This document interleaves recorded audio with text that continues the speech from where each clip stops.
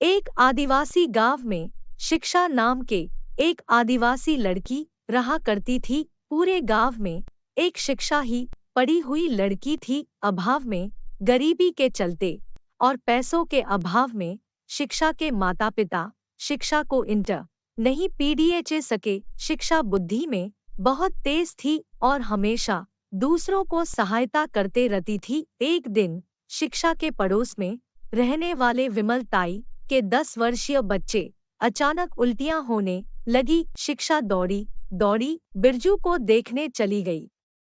बिरजू को क्या हुआ विमल चाची? पहले तो बिल्कुल सही था। पता नहीं शिक्षा जब से मैंने यह दवाई उसे खिलाई है तब से ही उसे उल्टियां होने लगी है। लाइए मुझे दिखाइए दवाई कौन सी है। विमला ने दवाई का पत्ता शिक्षा को दे दिया। चाची, यह आपको दवाई किसने दी? यह तो एक दिन पहले ही एक्सपायर हो चुकी है। यह क्या होता है बेटी?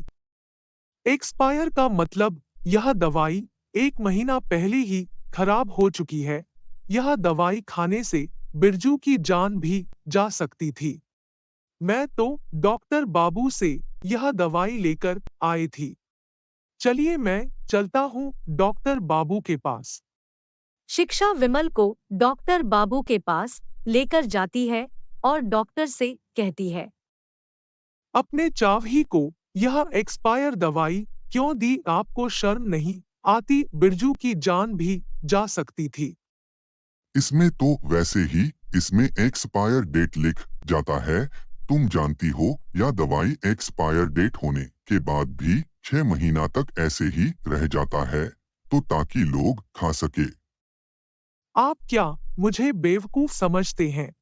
मैं एक पढ़ी लिखी लड़की हूँ। आप अपने ली गई डिग्री के वजह से आप भोले भाले लोगों को बेवकूफ बना सकते हैं। मुझे नहीं, पर मैं आपकी सरकार से शिकायत करूंगी। इतना ही देर में विमला शिक्षा को लेकर घर चली गई। तभी वहां पर गांव का मुखिया आ गया। क्या बात है डॉक्टर बाबू, शिक्षा यहाँ क्यों आई थी? सरकार इन आदिवासियों को जो भी मुफ्त में दवाइयाँ देती है वह तुम ले जाते हो और शहर में बने अपने मेडिकल पर तुम दवाइयाँ बेच देते हो और गांव में सुननी मुझे पड़ती है।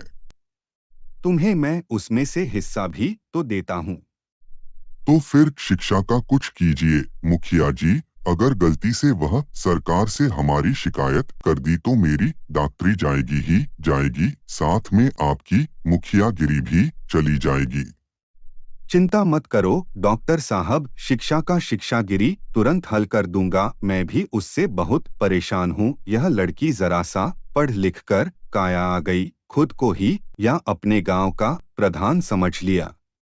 कुछ दिनों बाद गांव में भयानक बाढ़ आ गई। बाढ़ आने से आदिवासी का गांव तहस नहस हो गया। गांव वालों के सब कुछ बाढ़ में द गया। बेचारे आदिवासी के पहनने की कोई कपड़े भी नहीं बचे थे। शिक्षा मदद मांगने के लिए मुखिया के पास चली गई। सभी गांव के लोग चुनकर आपको मुखिया बनाया है और उनका मदद करना आपका कर्तव्य है। बेचारे गांव वाले कई दिनों से भूखे हैं। कपड़े न होने की वजह से काम पर भी नहीं जा सकते। आप उन्हें मदद क्यों नहीं करते? है शिक्षा, मैं उन भिखारी के मदद के लिए ठीका लेकर नहीं बैठा हूँ। बाढ़ के वजह से कितने गांव का नुकसान हुआ है। इन बात पर प्रसन्न होना चाहिए कि तुम सब जिंदा बच गए हो, वरना बहुत सारे लोग तो जीवित भी नहीं बचे हुए हैं। आप कैसी बातें कर रहे हैं? आप मत भूलिए कि आप भी एक आदिवासी हैं। आपको ऐसी बात करते हुए शर्म नहीं आती? तो मैं क्या करूं, अपनी हवेली बेचकर मैं भूखे और नंगे आदिवासी के लिए कपड़े लेकर आऊं क्या? मैं सब जानती हूँ मुखिया जी, या हवेली चोरी करके ही बनाई है। जो पैसा हम गरीब के लिए सरकार भेजती है वह तो हम लोगों के पास पहुंच ही नहीं पता है। वह तो आपके जैसे मुखिया ही खा जाते हैं और धिकार भी नहीं लेते।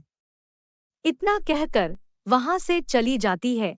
शिक्षा बहुत ही बुद्धिमान लड़की थी। गांव की दुर्दशा उसे देखी नहीं जा रही थी। जंगल की बड़े बड़े पत्तों से ऐसी चादर तैयार कर ली। वह दूर से देखने में कपड़े की चादर लग रही थी। कुछ ही समय बाद आदिवासी शिक्षा के बनाई गई पत्तों को चादर को पहन लेते हैं।